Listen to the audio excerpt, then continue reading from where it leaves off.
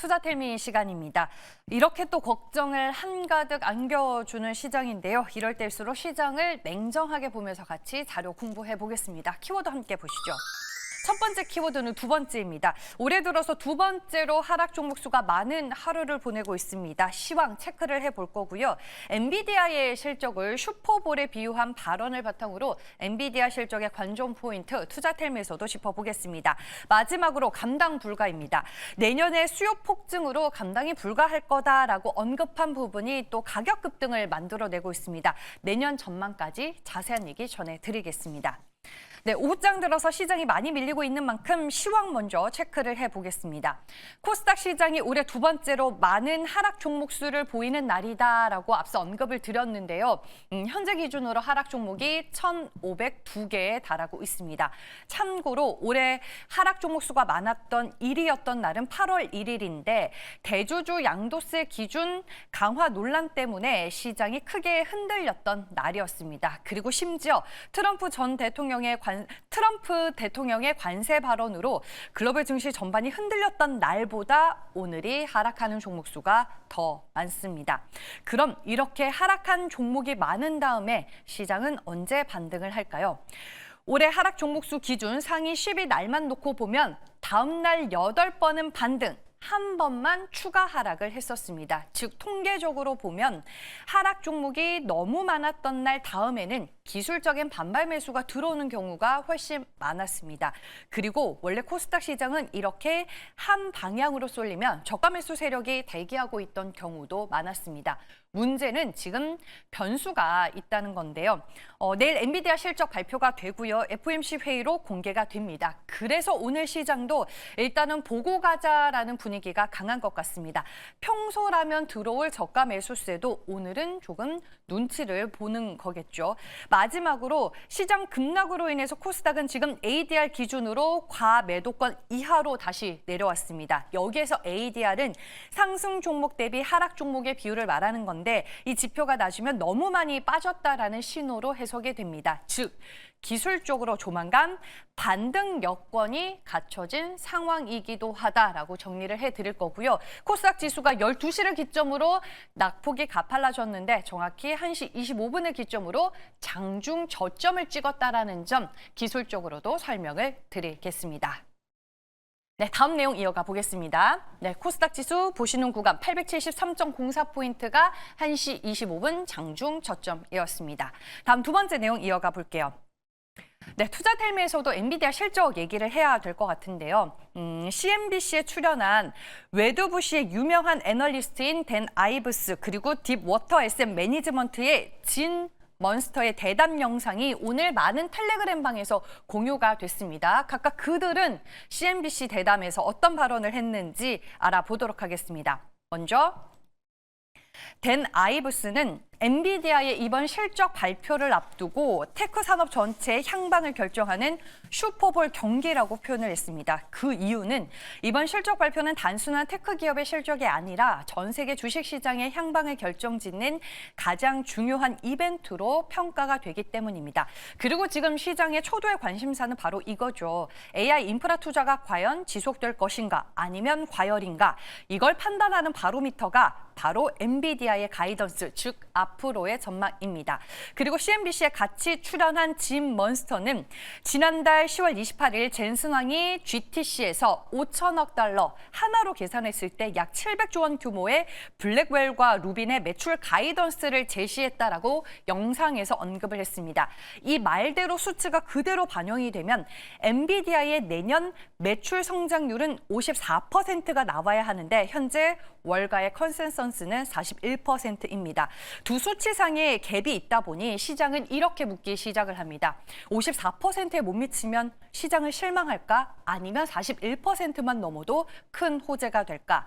여기에 일단 댄 아이브스는 또 CNBC 인터뷰에서 엔비디아의 이번 실적에서 시장 예상치 가볍게 뛰어넘는 호실적이 예상이 된다라고 또 언급을 합니다. 최근 3주 동안 한국, 대만 등 아시아 지역 공급망을 직접 확인하면서 들은 걸 근거로 제시를 하는데요. 바로 이 부분입니다. 엔비디아의 AI 칩 수요 측면에서 칩 한 개당 대기자가 12명이고 공급 부족은 오히려 심해지고 있다. 그리고 루빈과 블랙웰 세대는 더 심한 품귀 현상이 예상이 된다라고 얘기를 했습니다. 그래서 AI 지금 버블 아니고 우리는 이제 겨우 3회 말에 왔다며 AI 성장의 초입에 있다라는 걸 여전히 강조하고 있었습니다. 그리고 인터뷰 중에 진행자가 또 이런 질문을 합니다. 다른 회사가 엔비디아보다 더 좋은 칩을 만들면 어떻게 하죠? 여기에 대한 짐 먼스터의 답변은 이거였습니다. 앞으로 6개 분기, 그러니까 약 1년 반 동안은 엔비디아를 뛰어넘을 회사가 나올 가능성은 거의 없다. 2, 3년 뒤는 모르지만 당분간 엔비디아의 독주는 계속될 것이다라는 답변이었습니다. 그래서 오늘 이 CNBC의 출연 영상을 요약 정리해보면 내일 엔비디아 실적 발표에서 가장 중요한 포인트는 결국 컨센서스 41%를 넘느냐, 그리고 짐 먼스터가 던진 매출 성장률 54%에 어느 정도 근접을 하느냐, 그리고 댄 아이브스가 언급한 대로 칩 하나당 대기자가 12명일 정도의 수요 폭발과 공급 부족인 건지 그걸 확인하는 작업이 될 것 같습니다. 상징적인 종목으로는 SK하이닉스가 있죠. 삼성전자와 같이 보도록 하겠습니다. 앞서 김정현 앵커가 언급드렸다시피 오늘 하이닉스의 주가 낙폭은 상당히 깊습니다. 현재도 5% 넘게 밀리고 있고요. 상대적으로 삼성전자가 덜 빠지고는 있는데 결국에는 다시 10만 원 선을 내주며 현재 2.68% 밀린 97,900원을 지나가고 있습니다. 네, 마지막으로는 중국 탄산리튬 얘기를 해보겠습니다. 가격 급등세가 최근에 심상치 않게 진행이 되고 있다는 점 말씀을 드리겠습니다. 먼저 어제 가격에 대해서 좀 보여드릴까 하는데 어제 중국 탄산리튬의 선물이 9%대 강세로 결국에는 상한가로 마감되는 모습이 확인이 됐습니다. 95,200위안에서 종가를 형성을 했었고 오늘도 보시면 탄산리튬 선물 추가적인 가격 강세 흐름 나와주고 있고요. 결국에는 96,000위안 위로 올라서게 됐습니다. 그럼 왜 이렇게 가격이 강하게 반응을 했을까요? 이 기사에 해답이 있었습니다. 트리거는 중국의 간펑 리튬 회장의 발언이 있었기 때문입니다. 간펑 리튬은 중국 최대 리튬 업체로 꼽히는데요. 전일 이 회장이 업계 컨퍼런스에서 내년에 리튬 수요가 30% 이상 증가할 것이다. 그리고 만약에 증가율이 40%까지 가면 리튬 가격은 톤당 20만 위안까지 오를 수 있다라고 언급한 것으로 확인이 됐습니다. 그래서 어제부터 선물 시장에서 바로 반응이 온 건데요.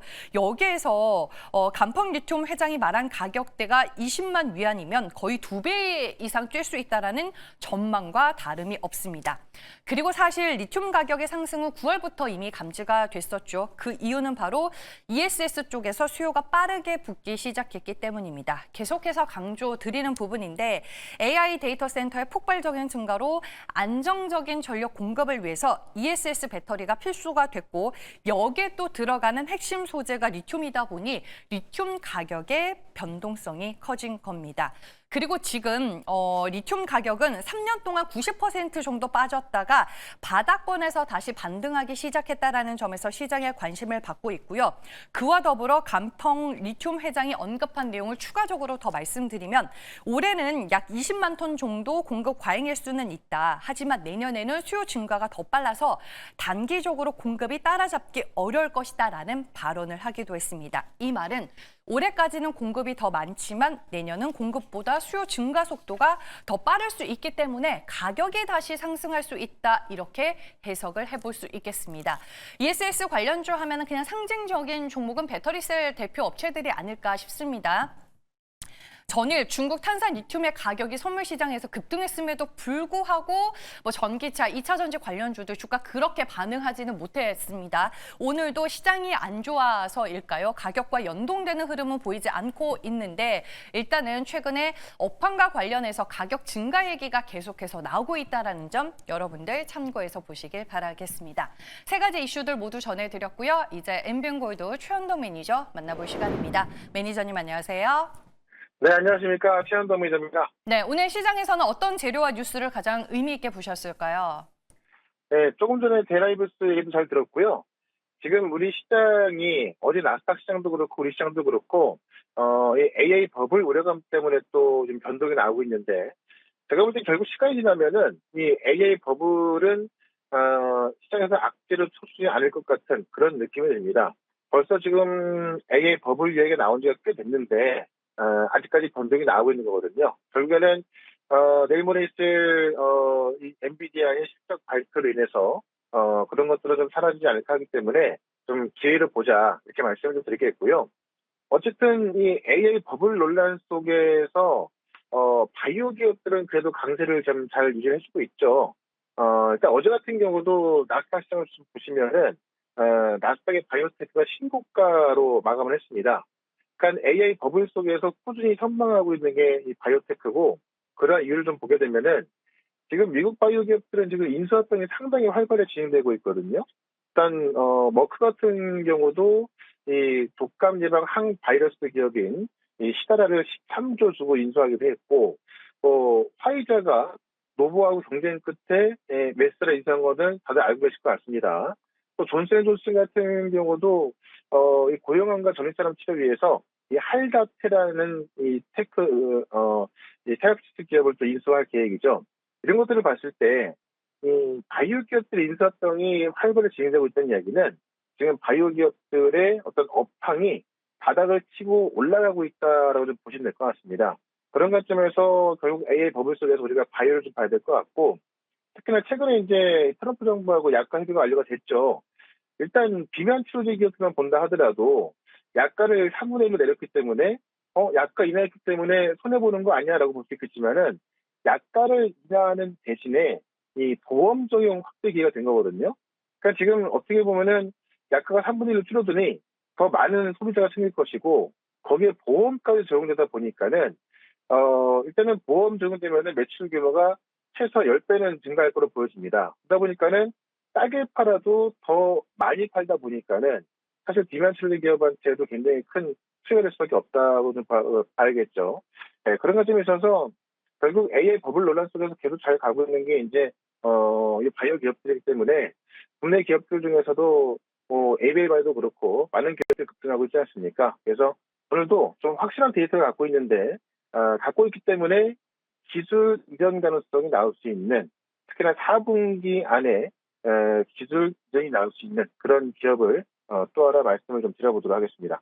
네, 나스닥 바이오테크가 신고가를 경신한 만큼 여전히 바이오 헬스케어 쪽 봐야 한다라고 말씀을 해주셨습니다. 많은 바이오 헬스케어 종목 소개를 해주셨는데 오늘은 어떤 종목일까요? 네, 제가 계속 또 말씀을 드렸던 종목 중에 하나인데요. 현재가는 23만 원인데 보로노이를 또 한번 말씀을 좀 드려볼게요. 이게 제가 7월 17일에 말씀을 좀 드렸었고 또 9월 3일에 말씀드리면서 계속해서 뭐 급등이 나왔던 종목입니다. 근데 지금 신고가에서 또 왔다 갔다 하고 있는데 지금 보노노이를 아직까지 싸다라고 해서 또 말씀을 드리는 건데요. 왜냐하면 신고가를 하더라도 지금 시가총액이 4조밖에 안 되는데 지금 올라가 있는 에이빌과 이런 기업들 보게 되면은 사실 보르메의 가치는 더 높게 평가받을 수 있거든요. 그 간단하게 좀 말씀드리면은 이 보르메 같은 경우는 지금 4세대 표적 항암제를 집중하고 있고요. 지금 이에 대한 시장 물질 개발하고 있는데 다시 한번 쉽게 말씀드리면 지금 이 폐암 치료제는 이 타그리소라는 폐암 치료제가 이제 시장에서 사용되고 있거든요. 근데 이 폐암 치료제로 치료가 되지 않은 그런 환자들을 대상으로 임상시험을 했는데 그 환자들한테서 75%의 부분 간에 그러니까는 치료 효과가 나왔다는 이야기입니다. 다시 말하면 지금 현존하는 폐암 치료제에서 치료가 되지 않은 환자들을 대상으로 임상했는데 그중에 3분의 2 이상이 치료됐다는 이야기죠. 그러니까 이런 데이터를 갖고 있기 때문에 외관에서는 이제 이미 약이 됐다 이런 평가까지 나와주고 있는 거고요. 그러니까 지금 그 후보 물질이 이제 그 핵심 파이프라인 두 개가 있는데 지금 VRN11 같은 경우는 지난달 23일 날 미국 보스턴에서 학술대회에서 발표를 했고요. 그다음에 VRN10 같은 경우도 같은 학술대회에서 이틀 발표했는데 지금 계속해서 이제 어떤 내성이 생겨 있는 그런 환자들한테 치료 효과가 나오고 있는 겁니다. 그러니까는 어떻게 보면은 지금 임상 이상만 통과되더라도 곧바로 이제 어떤 그 긴급 승인이 날 수 있는 그런 데이터가 나와 있는 거기 때문에 이 정도의 데이터가 나왔기 때문에 아마 기술 이전 관련해서 내용이 안 나올 가능성은 저는 거의 없다고 보여집니다. 어쨌든 간에 이런 기술 이전 같은 경우는 데이터가 증명하는 거니까요. 네, 그런 것쯤에서 보르노이는 지금 가격도 좀 싸다. 예, 이렇게 말씀드리면서 목표가는 30만 원까지 말씀을 드리고요. 손절가는 20만 원으로 말씀을 좀 드려보도록 하겠습니다. 그리고 최현동 매니저의 포트를 보면은 지금 D&D 파마텍이 78%에 달하는 수익률 기록을 하고 있고요. 10월 말에 또 소개를 해주셨던 케어젠도 오늘 시장 대비 상당히 견조한 흐름을 보이고 있습니다. 오늘은 케어젠 리뷰 부탁드릴게요. 예, 케어젠도 이제 제가 비만 치료제에서 아직 목강접으로 말씀을 드렸는데 오늘 나온 뉴스를 보게 되면은 이 경구용 펩타이드, 이 코글로타이드죠. 이게 지금 FDA에서 NDA 등록 시청됐습니다. 그래서 지금 NDA 등록 시청됐기 때문에 75일 뒤에 결과가 나오고 그 전에 두 개를 또 등록이 돼 있는 거기 때문에 이 등록된 게 안 될 가능성 거의 없다 보여지거든요. 그러면 케어젠 같은 경우는 이 비만 치료제 후보 물질을 이 건강기능식품으로 해서 다시 한번 또 미국 진출이 가능해지는 겁니다. 그런 관점에서 제가 볼 때는 그 어떤 비만 치료제보다도 또 높은 가치를 부여받을 수 있다라고 말씀드리면서 이 케어젠에 대한 내용은 제가 지금 어제 같은 경우도 유튜브 방송에서 말씀드려놨기 때문에 이 바이오 기업들에 대한 부분은 지금 그 전에 올려놓은 유튜브 영상을 좀 확인해 보시면 될 것 같고요. 네이버에서 최현덕 주식 무료 밴드를 검색해 보시면은 또 제 밴드로 들어올 수가 있거든요. 그래서 거기도 지금 제가 오늘 시황하고 이 케어젠 같은 이 종목들에 대한 내용도 올려놓을 거니까는 와서 같이 보시면 좋을 것 같고요. 저는 내일 또 이 시간에 다시 뵙도록 하겠습니다. 고맙습니다.